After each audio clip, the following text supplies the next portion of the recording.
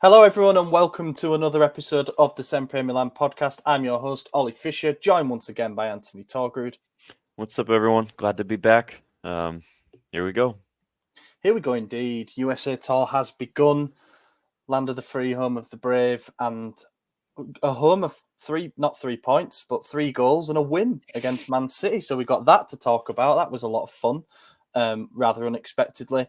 Of course, we got a game to preview in this one as well, the Real Madrid game in midweek, and some transfer movement, some listener questions. So it's going to be action-packed. Feels like everything is now starting to accelerate towards the new season. But before we dive into everything in this week's episode, thank you to everybody who is a Substack founding member. That's Des Windsor McGlynn, Ali Tareen, Tito, Matt, Moritz Pullman, Joey Gawler, Kemin, MJ, Mats, Luke Villano, Raul Escobar, Rajat, Carlo Fassi, Nasser, Merlin Flinker, Derek Favretto, Heavenly 13, Mike Schulz, JT Physio, and Tarek. Nice long list there. It's taken me a bit longer each time to get through it. If you want to see me suffer, then sign up. That's what it's all about. Maybe we can get to 25 names before the start of the season. That would be fantastic. But we really appreciate everybody who has shown support over there. In the last week, over on the Substack, little teaser of what you can get, and you can try a week for free. So if you like what you hear, then go give it a go. The most recent thing we had out was a Mercato reliability guide. Isaac came to me and said, should we do a reliability tiering list, for all the sources that cover Milan? And I said, I think that's going to be really difficult. And then he brought it to me, and I thought he did a really good job. There's some comments from each of us in there about why we think certain ones are good and certain ones are bad. So if you're wondering who to believe this summer, then go and give that a read. We have also had the newsletter, which has a bit of a preview of the USA Tour and also a bulletin of the most important 5 or 6 stories from the past week if you can't keep up to date with everything on the site. Each day. The last bonus podcast that we did was called The Land of Opportunity, and it was about the players who are basically fighting for a spot in the squad in this USA Tour, the games against Man City, Real Madrid and Barcelona. Basically fringe players and some younger players who have a point to prove, and we're going to mention some of them in the games that we cover here. And there was also a bonus article about the Giancarlo Simic situation. Obviously, he left for Anderlecht. There was a lot of anger about it, and it was just offering perhaps the other side of it, how Milan were left with a player who had a year left on his deal, and he wanted regular first-team football in the top division, something we couldn't guarantee. It just goes into all of the reasons why, I guess, there was a breakup between the two parties. Okay, let's dive in, brother. All right, what first? Man City review. So, this is why you should listen to the podcast. I'm going to make an admission here. I went out on Saturday. It was my day off. I am back up north for the first time in 3 months. I went and met a load of friends. We had a few beers in the evening, and the game was kicking off at 11 p.m. UK time. I managed to make it through until halftime, absolutely fine. I set my alarm, so I'd be back up, just a little 15-minute power nap. Oh, there we go. Yeah. And then what happened was, in the second half, I essentially just kept dozing off. But you've got to remember, because it was a late kickoff as well, it's past midnight, a little bit in the system. And so, yeah, my memory of the second half is a little bit foggy, as the live tweeting probably shows, because I was on that and it kind of fell apart a little bit. So props to Isaac for manning the fort on that. It will be better for the next 2 games, I promise. It was just unfortunate circumstance. But yeah, it was a 5-goal thriller. It was actually a really good game for a pre-season game. It felt like both teams just kind of dropped the gloves and said, look, we want to find something out about our players. Let's not defend, that most importantly, and let's just give the crowd a bit of a show. And they did. And it was weirdly the Colombo and Nasty show. I didn't see those two being the match winners for us. No. I can't tell you how many times I saw substitutes line up and say, who the fuck is that? Like, I don't know who this one is. I think if you were a neutral or a casual watching this, you probably, as far as goal scorers would go, you only knew Holland. So McAtee for City got the equalizer the second half. But, I mean, yeah, I think we all went into it kind of assuming if City were to play there, their starters, it'd be a wrap real quick, Mm. But they were coming off a 3-4 defeat to Celtic. Did about the same with the couple big names, a bunch of youth academy players, and we did the same. And I put a cheeky tweet about how this is probably the worst lineup you could make if you wanted to make one. I got some hate, guys. It's a joke. Chill out. Like, I'm allowed to make funnies at the expense of the club. It's okay. I did think we were going to lose, though. Like, I'm not going to Yeah, me pretend like too. this was a surprise, or Yeah. wasn't a surprise. But yeah, Holland scored early. I think like the 20th minute against the run of play, we were significantly better. I mean, one-touch football, forward moving the entire time. Florenzi was in the midfield, and I liked it. I thought he looked good there.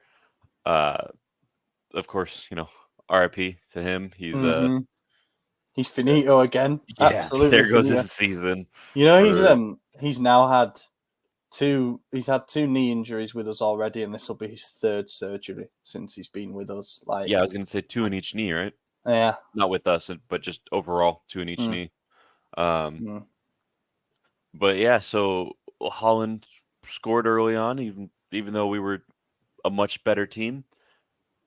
And then 10 minutes later, Chukwueze just makes a great run, beats his man, lobs the ball perfectly. Lilo Colombo, he just reads the play, knows where to be, perfect striker instinct, heads the ball right at Ederson, to be fair. It was a good shot in terms of technique and power. It was a bad shot in terms of it was right at the fucking keeper, and that's the only place you don't want to shoot it. But Ederson couldn't do it. It went through his hands. Goal. Incredible moment. Everyone's hyped. 4 minutes later, Chukwueze, incredible run up the side, beats his man. Perfect ball over. Lolo Colombo, great striker instinct, knows exactly where to be. Perfect shot. Great technique. Right at the keeper again. Ederson spills it. Goal. They all count, man. They all count. It was a nutmeg. The second one, in fairness, was a nutmeg with the volley. Yeah. So 5-hole if you like ice hockey. But yeah, that was good to see. Like, it's kind of weird, isn't it? Because he's going. So like scored. Imagine scoring a brace against Man City, then you've got to go and train with Empoli. Like, no offense to Empoli, but it's mad how that can work. And he's gone already, right? He already flew back.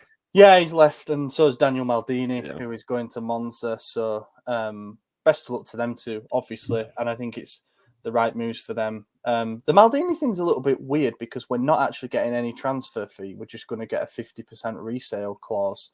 I thought it was like 3 mil. No, apparently not. Apparently there is no fee, or it's a very, very minimal fee. He's got 1 year left on his deal, and I don't think we're that keen on renewing him. So there was no option to like loan him out, and because it would take him to the end of his contract. But I don't know. I get sometimes maybe you can be too friendly with a club, like you see Inter asking for like 20 mil plus for this Carboni guy, and we're here like giving Daniel Maldini to Monza effectively. Yeah. Who knows? He could be sold on, and we might make something off of him. We might actually have some kind of preferable thing with a buyback or whatever. I know Lorenzo Colombo does have a buyback. I thought Colombo's was just a loan. A loan with option and a buyback. So make of that what you will. If he explodes, then we buy him back. And if he doesn't do well, then Empoli don't buy him. It doesn't feel like him staying at Empoli is an option on the table there. But who knows what the options fixed at as well. Probably a few million. Yeah. Both of them were mentioned as potential counterparts in other negotiations, like the Samardzic one. But now that's off the table, I guess. So, yeah, good luck to them both. Obviously, I don't think there's a spot for them here, and Fonseca clearly agrees with that. But, yeah, Colombo got his brace. What a way to say goodbye. What I will say is, obviously, he's, I guess, a man of the match candidate for scoring twice. But Chukwueze, with those 2 assists, did really well. I think we're going to see him flourish under Fonseca because people are realizing that he actually has the technical ability to match his pace. And I think he's going to be a real weapon for us. Last season, I think he was trying too hard to make an impression. He was perhaps going for the shots when he shouldn't have done. But so far this preseason, I think particularly in the City game, the Rapid one, he was a bit rusty, but he looked good on that right side. Loftus-Cheek, I thought, looked pretty sharp. Still had a couple of frustrating moments, but he looked Mhm. like physically very ready. Yeah, he looked a lot better. Probably because he wasn't an attacking midfielder. He was box to box as he had been at Chelsea and should have been with us, and was for the opening 4 games of the season where he looked great. And then he was switched inexplicably, but yeah, he looked decent. Um, that's all I really have Mm. on Loftus Cheek. I was happy with him. And then Let's see what else. Marcus. Fucking yeah, What's going on with killed him, it. by the way? What is going on with him? I don't understand it because he started on the left, and then we subbed off Chukwueze for like Jimenez. Kalulu. Kalulu. Oh, for Kalulu, and then Yeah. but Jimenez came Musa. on at the same time, and then played left wing for whatever Mm-hmm. reason, and then Sally went to the right, and then Terracciano just he played the full 90, or did he get subbed off late? No, he played the full 90 and he played it all. Dog shit, horrible. That guy, I Yeah, don't understand it. I don't understand. What do the coaches see in him? The management, why is he here? It doesn't add up to me. I would be starting Jimenez. I agree with that. But it's probably lack of other options. And also, I don't think that was the plan for him to play full 90. It's because Florenzi's injury. That kind of messed up the substitution plans, I think, a little bit. Yeah, but I mean, what else would you have done? I mean, it's not like did we have limited subs in this? No, we used 9 of them according to this app that I'm looking at here. Yeah. So here are the players that came on. You've got Pobega coming on for Florenzi to fill that gap Mhm. in midfield. Yeah, fair. Chow on for Tomori in the 63rd minute. Mhm. Also at that time was Nasty on for Benacer, Liberali on for Gabia, Kalulu on for Chukwueze, Jimenez on for Colombo. So quite a few changes there, 5. And then for the final 10 minutes, Pulisic came on for Salamanca's, Bakune for Calabria, and Musa for Loftus-Cheek. That was mainly just to get Pulisic and Musa a bit of warmed Get him in there. up legs, Yeah. basically. So yeah, we used 9 subs. They used 8, to be fair. They brought on Gvardiol, Calvin Phillips, Mika Hamilton, who's really highly rated.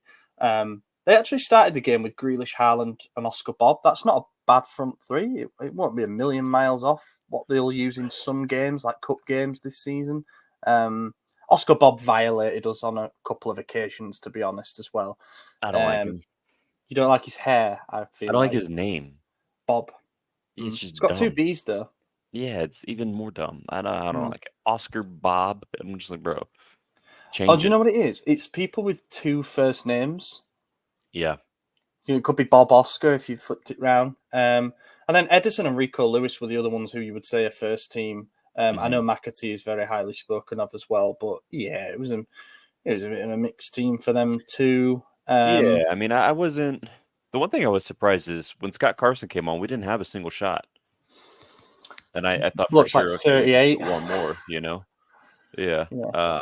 So that was kind of interesting, but yeah, Mm. overall, I mean, hard to not be happy with the performance.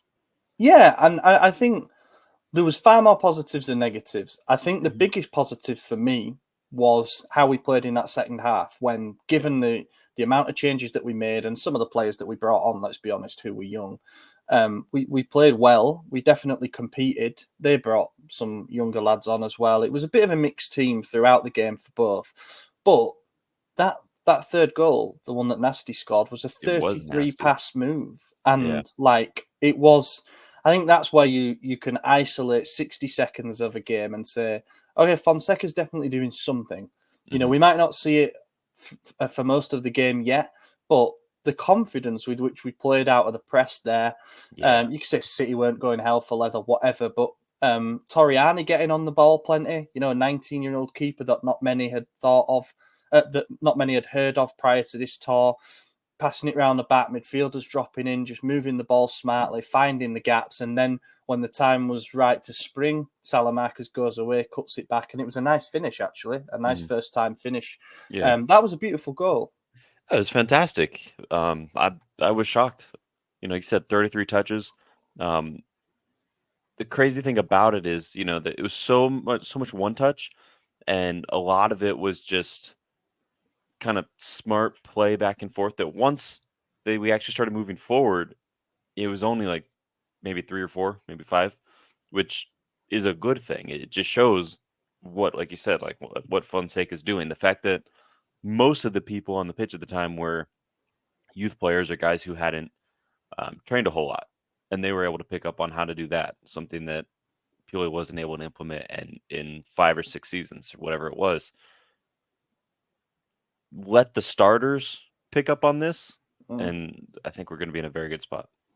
Yeah, because in theory they should be able to execute it better. But Exactly. you know that I tweeted a clip and it absolutely exploded.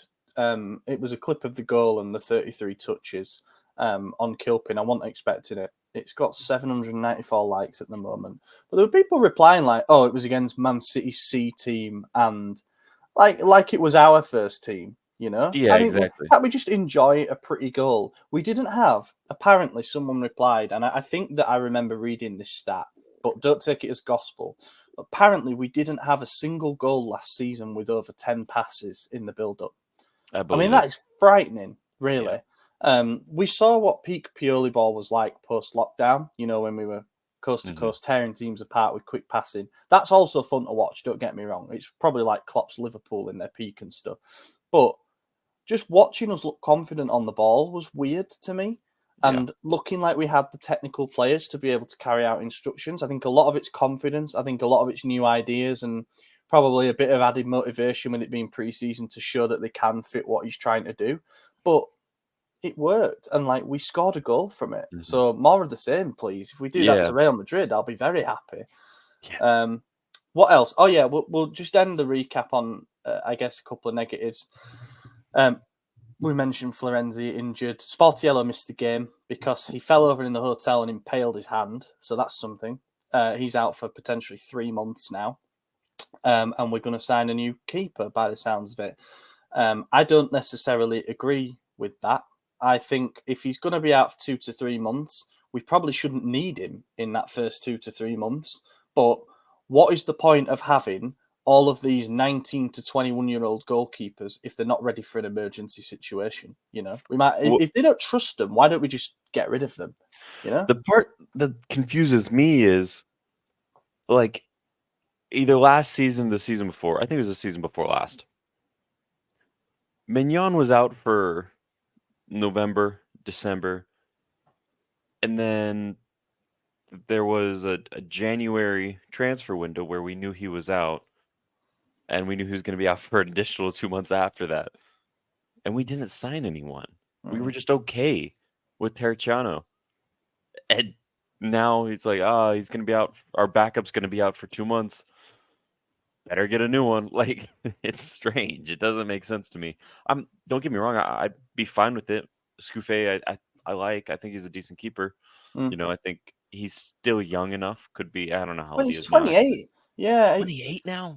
I was surprised that he's because I thought, well, Cagliari will not sell him to us because he started 31 games for them last season. Like he was Yeah. their first choice keeper from pretty much like September onwards, and yet they're apparently willing to let him go for 3 mil because they're signing Silvestri from Udinese.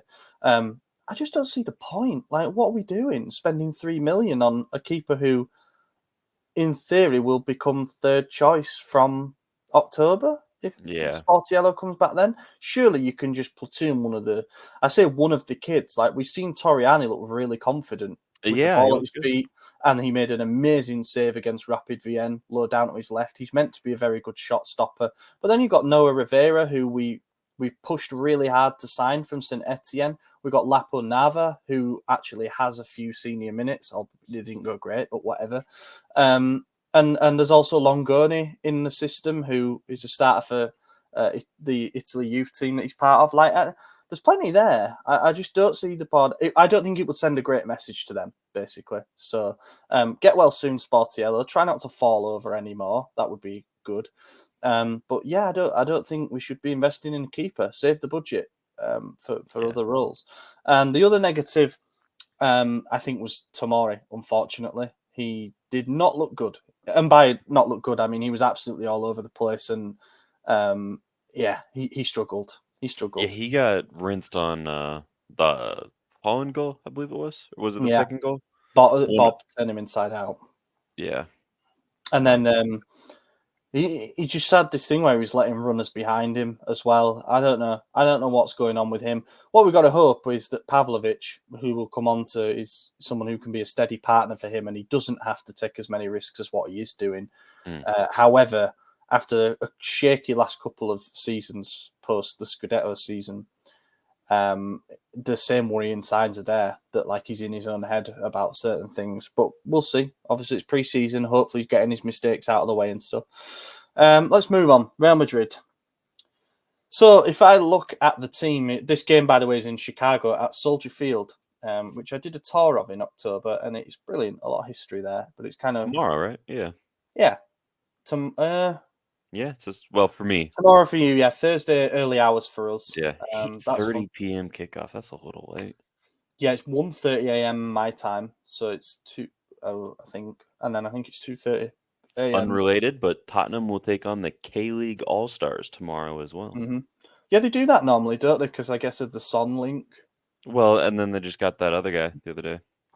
Yeah, is that another PR type thing? I don't know. If I look at the starting lineup anyway, I think we can presume that Torriani will stay in goal because of Sportiello's hand hanging off.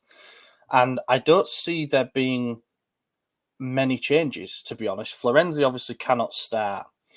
I think that he'll probably start Musa, maybe. Well, he's drop a Bega. It depends how much fitness. So, remember we just sent over Zaroli, Camarda, and who else?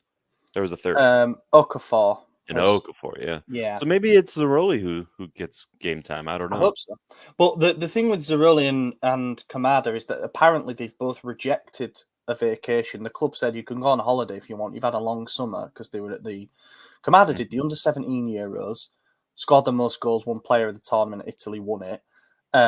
He then did the playoffs with the Primavera, and then he's gone and done the under-19 Euros. So he's not had a break, the poor kid. But they said, go on holiday if you want, or come and join the first team. And they've gone and joined the first team. So that's a good sign. Yeah. However, given that they only arrived yesterday, I think starting them, especially with the minutes that they've had in their legs over the summer, might be a bold move. Maybe he gets a half Zaroli.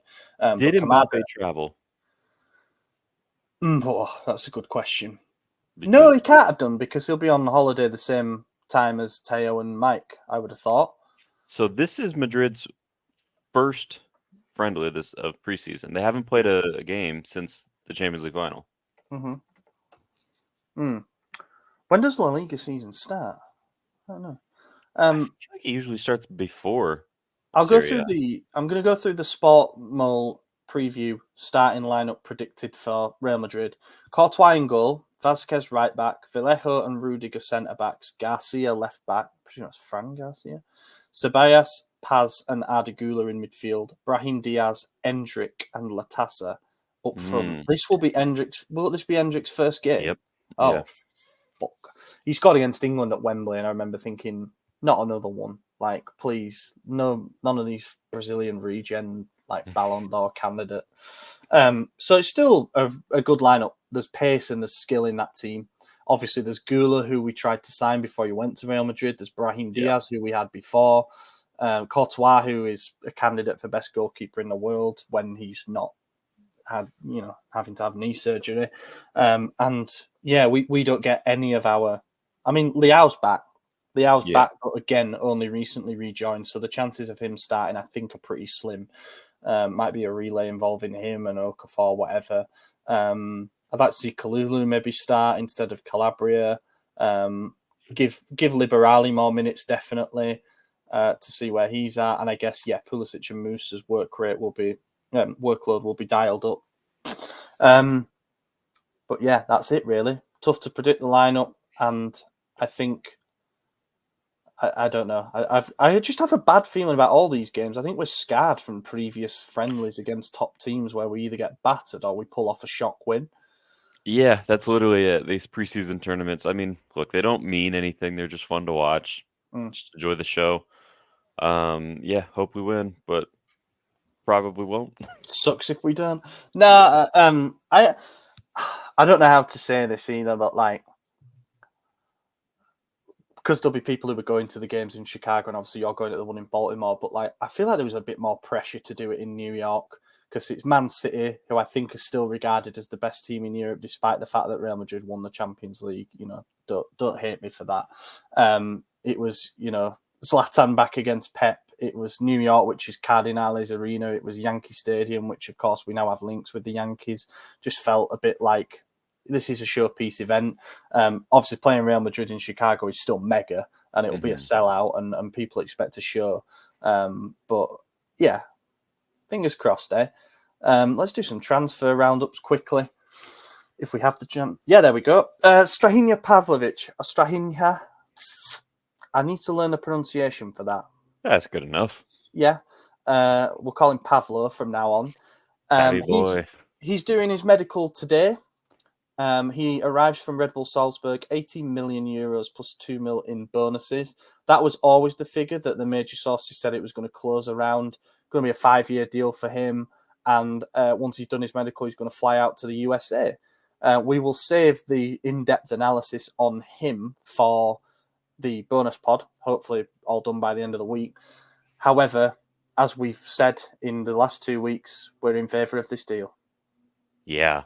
I didn't know he was going to fly to the USA, so he'll be at the Baltimore game, right? He should be, yeah. He should be. Because, of course, we don't play Barcelona. We have a bit of a break until we play Barca on, I believe, the 6th.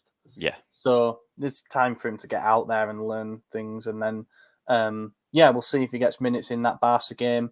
Be too soon for the Real Madrid game. Yeah. And then I would assume he will, though. I mean, if he's flying all the way out there for one game, he's got to get minutes, right? You would definitely think so. Of course, and I would advise everybody to go and read this on the site, as I would every article, of course. But it was the headline is "Attract Pressure: Fonseca's pressing and one-touch drill analysed." So basically, Milan posted on their official YouTube channel a 7-minute video from training yesterday, and it was all around one drill that he did where they played without nets. But the way you scored a goal was for your team to pass it from one end to the other without losing the ball. Then if you won the ball back as the other team, you had to try and get it to the other end where someone was stood. So basically football without nets, and it was a person who was the goal, the end target. And it was really interesting to watch. Like, we broke it down in the article, but it was all about one-touch positioning, finding space, but also on the other side, pressing intelligently rather than just, running at the person with the ball, blocking passing lanes, that kind of thing. And when you see something like that, you realize how important it is to get players in pre-season, because they can, it feels like basics almost. These players have been taught how to pass the ball quickly again. I say again, that maybe they were trying it before and it wasn't working, but having new signings go out there and having the internationals out there will only increase the effect that the work has, I guess. So I'm in favour of flying him out. Before I was like, what's the point? Just wait for him to come home kind of thing. But now I'm like, yeah, get him out there. Get him learning Fonseca ball. Yusuf Fofana, incredibly confusing. What the hell's going on here? They either want 35 mil or they might potentially accept 20 mil, Monaco that is, depending on which source you believe. We've had a bid rejected.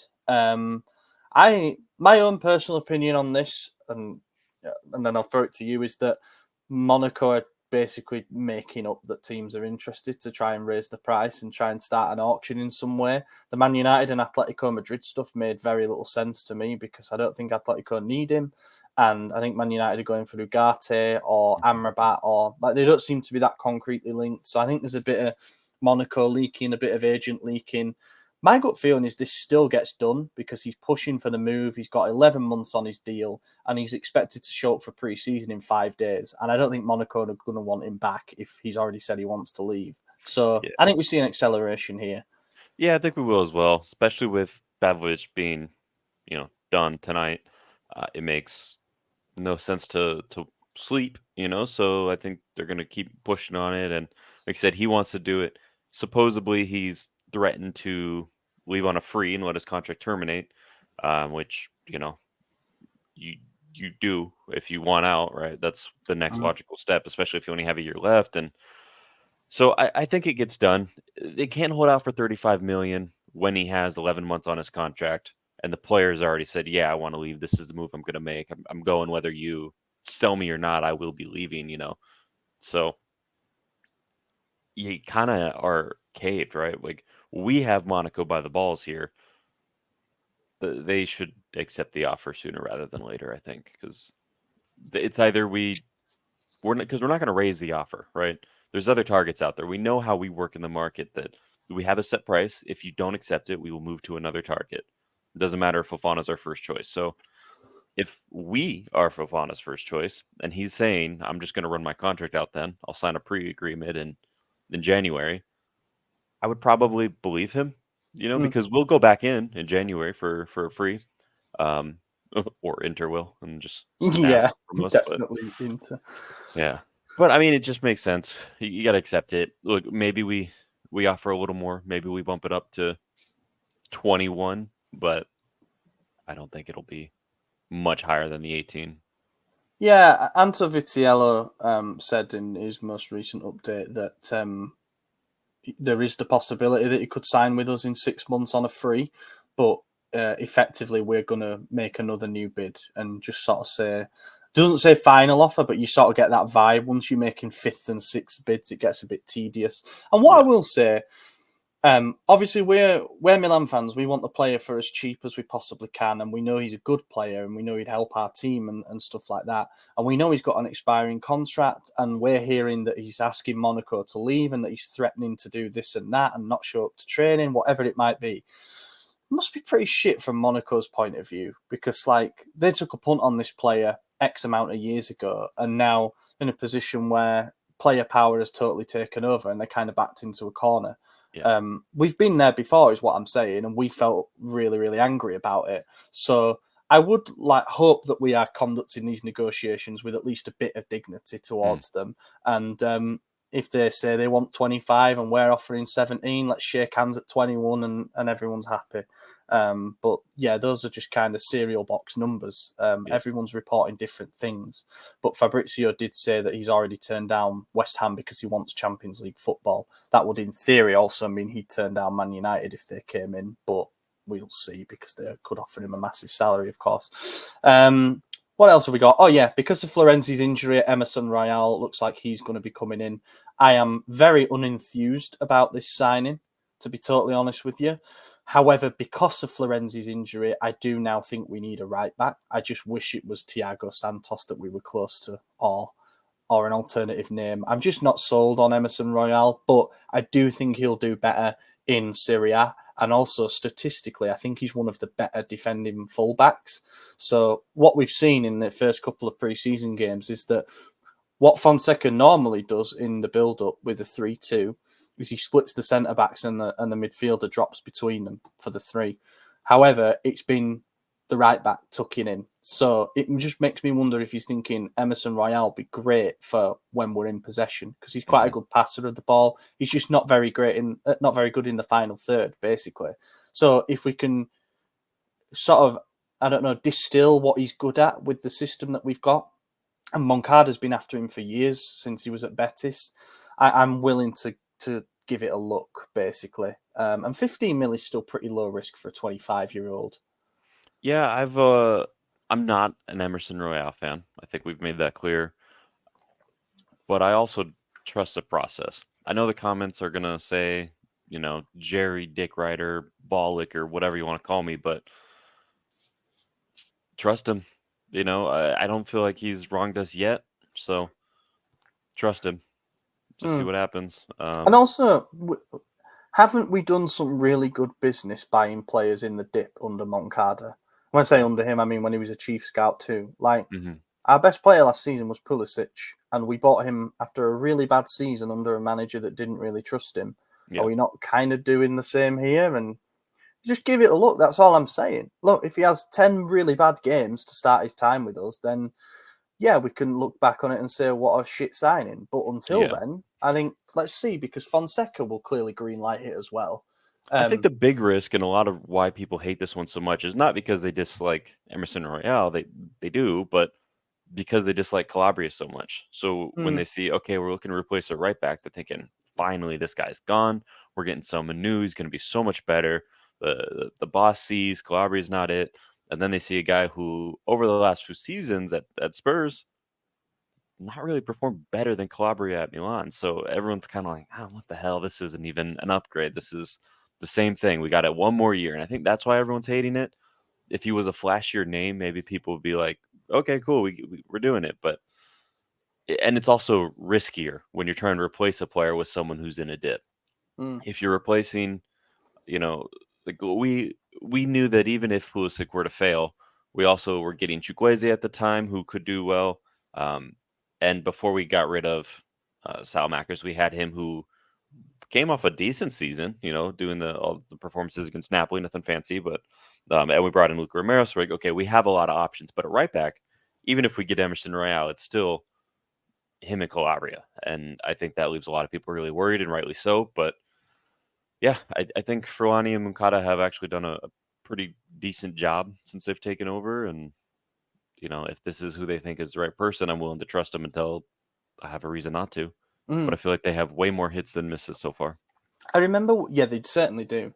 I remember when Fonseca was obviously officially appointed, and there was a lot of talk about the fullbacks, and basically every paper and source, whatever, was saying Fonseca will demand having two good attacking fullbacks. And then in his first press conference, he said, no, we need balance from the fullbacks. If Teo goes forward, the other needs to stay back.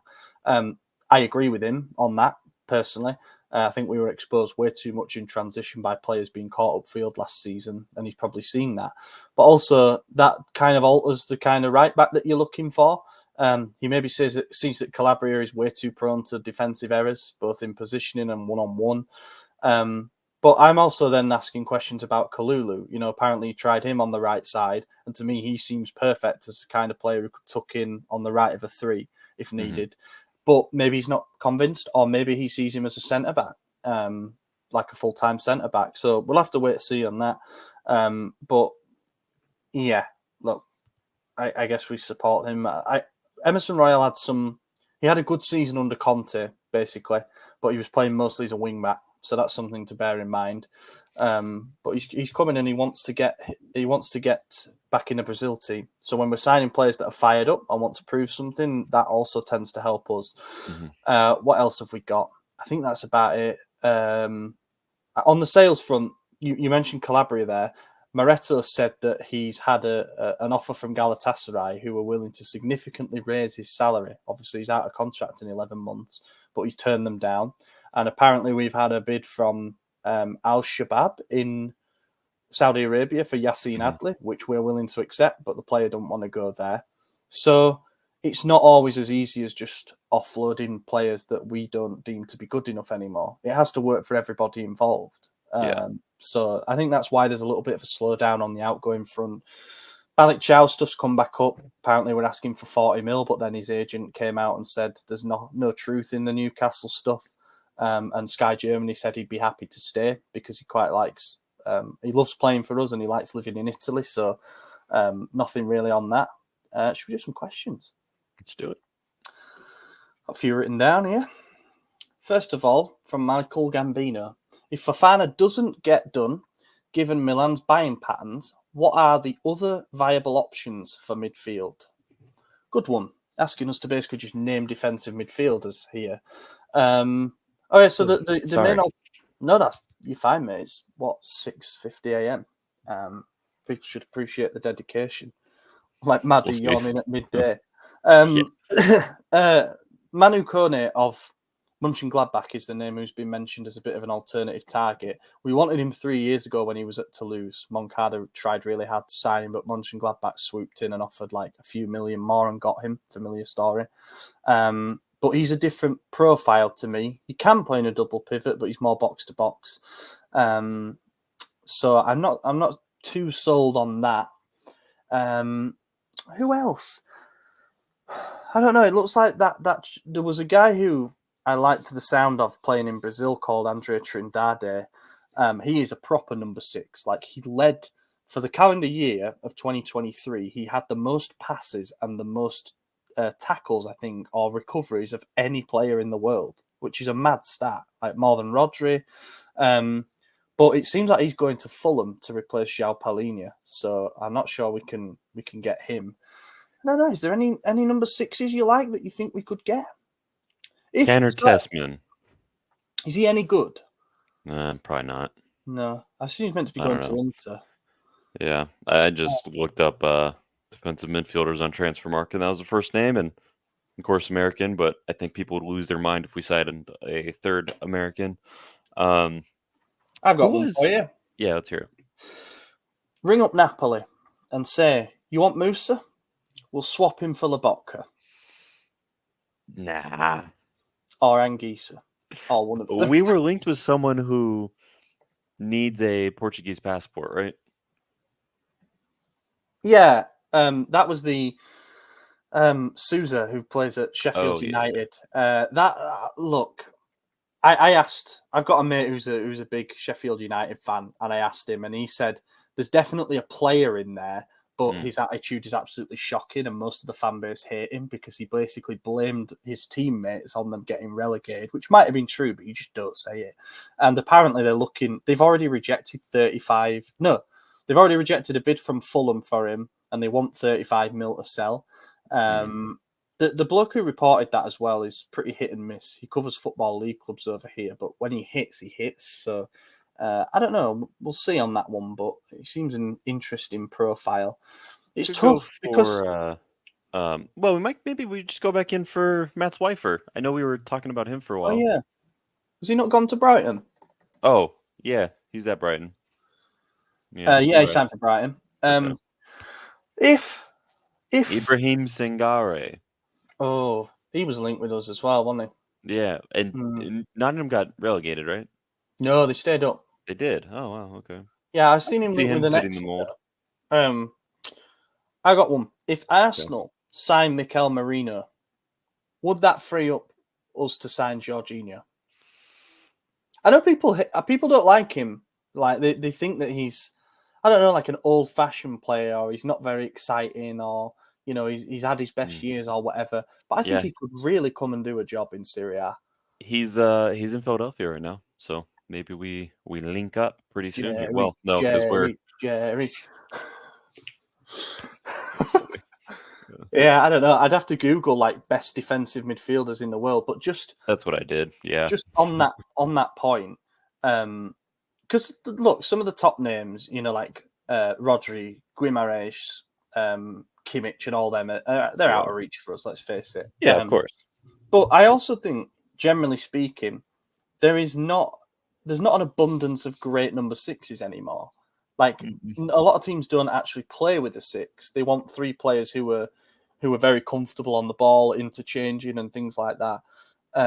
So that's why perhaps it's a bit harder to find, and we need to figure out what we want, because people would rightly argue that Fofana's not necessarily a pure defensive midfielder either, because he gets forward and scores goals and plays best as an 8. So we need to decide what we want. But I think what Fonseca wants is someone who's competent on the ball and can help in the build-up, but just do the defensive things a bit better than Reinders and whatnot, which is fair. Ironically, according to Transfer Market, the 2 of the 15 most valuable defensive midfielders are players that we used to have in Tonali and Çalhanoğlu. So, should we just get Tonali back then?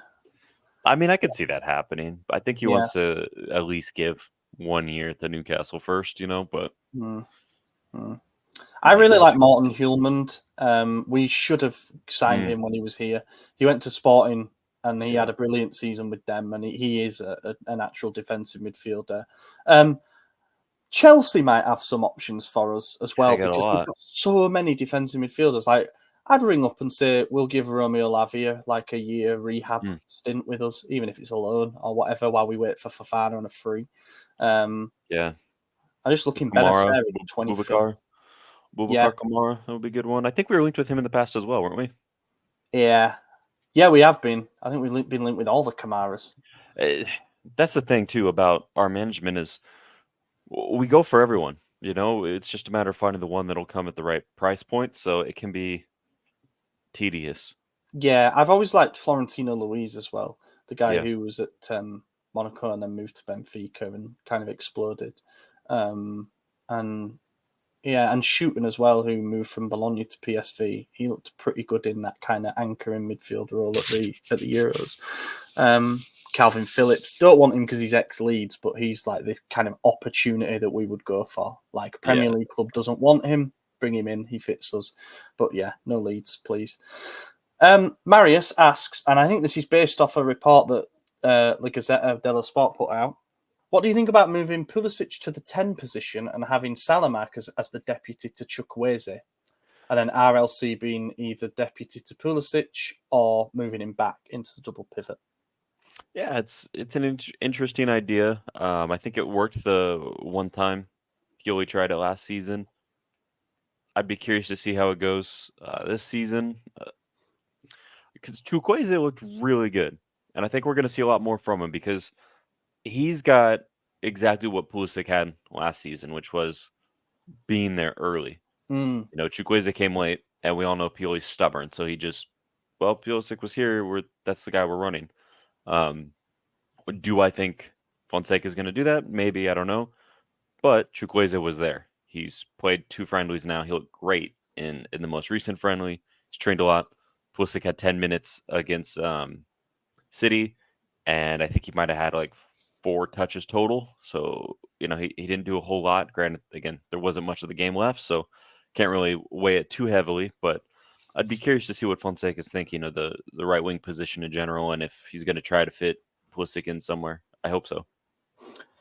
Yeah, Pulisic as a 10 has always been talked about since he's been with us. And whenever we get asked about it, I always say, let's not fix what isn't broken, because he had best season of his career on the right. And you want to take away some of the things that were such a weapon for him last season, the ability to cut in. Like, the space is reduced if you're playing in the middle. We've seen some of our number 10s completely vanish in that position because of it.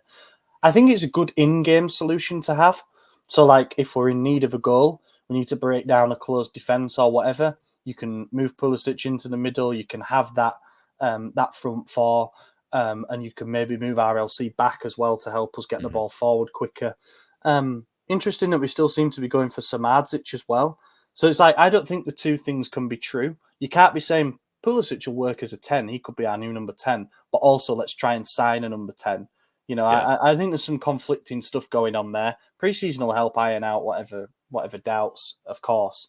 But I pedal it back from there and say I'm still in favour of us playing more of a 4-3-3. But it's interesting because Pulisic has played there for Dortmund. He has played there for Chelsea, less so. But obviously for the US, he has played there quite a bit, I believe, as the playmaker. Yes and no. He's played everywhere. Both He's wings, played on the striker. left as well. Yeah. Like that's probably his most natural position based on like what he's been when he's been coming through. But he said himself, when I was asked to play on the right at first, I was, a bit concerned, but it's actually given me a new lease of life. So keep him there. He was outstanding, and there'll be plenty of games for Chukwueze and Salamakers. We'll see. I don't know. I won't believe that he's staying until he actually stays, but Fonseca suggested that he wants him to stick around. Next question from Boss85. If we end up getting Morata, Pavlovic, Emerson, so those 3 are probably done, Samardzic, Fofana, and Fulkrug, so those 3, I guess, are in the pipeline. Is the Scudetto a legitimate aim? Yeah, I think it's a legitimate aim, whether we get them or not. That's the goal. I think Furlani said that's the goal. We want to fight for the Scudetto every season. I know a lot of people will mince words and say, "Oh, he said fight for it, not win it." Some dumb shit like that. But look, the objective is to win titles. That's why they're a professional team. We were second. Granted, yes, it was a big margin last season, but we haven't had a bad season points-wise in a few years. We've been pretty consistently good. Even when we had that huge collapse in January of the Napoli Scudetto season, remember, we were only like 3 or 4 points off first going into the winter break. It was just the World Cup, and then we had multiple players in the final who came back, 0 fitness, and we didn't have substitutes. And then there was injuries as well, and it was a disaster from that point on. But we were competing with them, and then we beat them 3 consecutive times after. So it's not like they just blew us out of the water. We just collapsed everywhere else. So yeah, I think the Scudetto is realistic.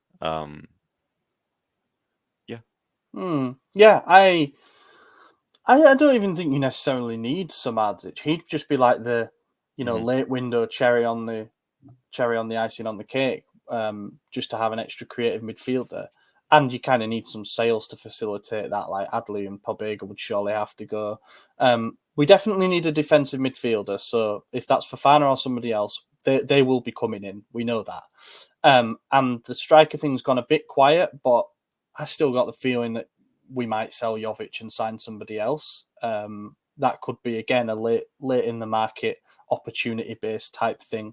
If we get those 5 signings in, so the 3 that are close, a defensive midfielder and another striker, then, yeah, the Scudetto is a legitimate aim. However, I think you've got to look at how good Inter were last season, unfortunately. They've actually signed pretty smartly already. They've not made a massive sale yet, and they've got the benefit of continuity. I think they would be the massive favourites, like even bigger than they were for last season.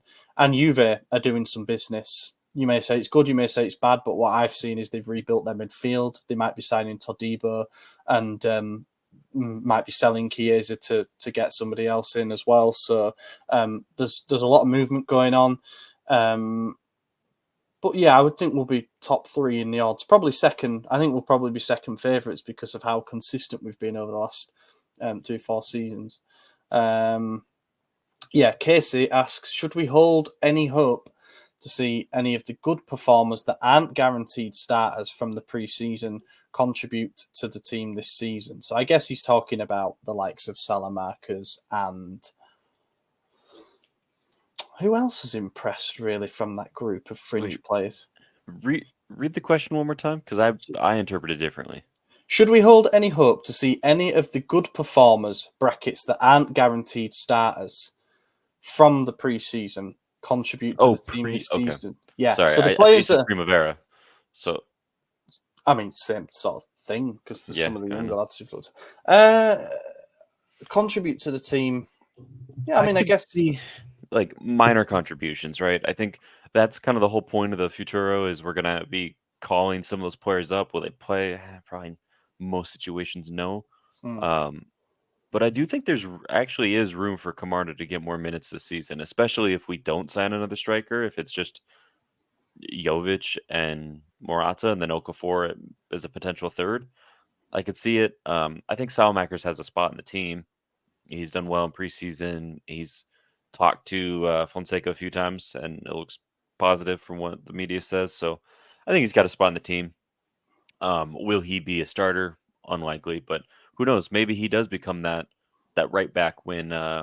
So is Jimenez normally an attacking left back? Jimenez is naturally a right back. He's right-footed, but he has played on the left, obviously, for us and did a bit for Real Madrid. Ibra said he's going to be the deputy to Teo, so right. Well, because my thought is if we're balancing the fullbacks with a defensive right back when Teo's playing, if Teo's not playing for whatever reason, is Alex more defensive minded? More attacking, yeah. He's more attacking. Okay, so then you wouldn't. Okay, I was gonna say maybe Salamakers as a right back, but if he's obviously an attacking minded player, so I don't know. It's a good question. Yeah, it is, and I think the players that have got opportunities and have impressed, you're sort of looking at Colombo, who obviously scored the brace. He's going to Empoli. Marco Nasti's expected to get another loan spell. Salamakers is the big one. Wait and see what happens with him. But if Fonseca wants to keep him and he's happy to stay, then I definitely see some use for him. You never know. You're always an injury away from a crisis. Then the other players who have sort of been given a chance are more known quantities, I guess. Chukwueze, we expect to see more from, of course. Gabia, I think we'll see more starts than people think from. I wouldn't be surprised if he got the nod in a few games over Pavlovic at the start, just because coaches are really picky about how long they've had to learn the system and stuff like that. Maybe that was just a Pioli thing, but that's the way it felt. He trusted the people he'd had longer. But then there was like Liberale, who looked pretty good again, but he'll be Milan Futuro, definitely. Pobega, we think, can leave. Kalulu, I'd like to see him kick on this season after a couple of more difficult years. Bakune will be Futuro, and that's it really. And then obviously you've got all the returning internationals and any new signings to come, so that pushes everybody down the pecking order a spot or two. So we hope so. We always hope to have a breakout young player or something like that, but also we don't want to be using these players like Pobega, for example, because that means something's gone wrong and we've had a lot of injuries. As harsh as that is to the player, I'd rather have full fitness, to be honest. Yeah, agreed. We'll wrap it up there. Been a good one. Yeah. Are you away next week? You are, aren't you?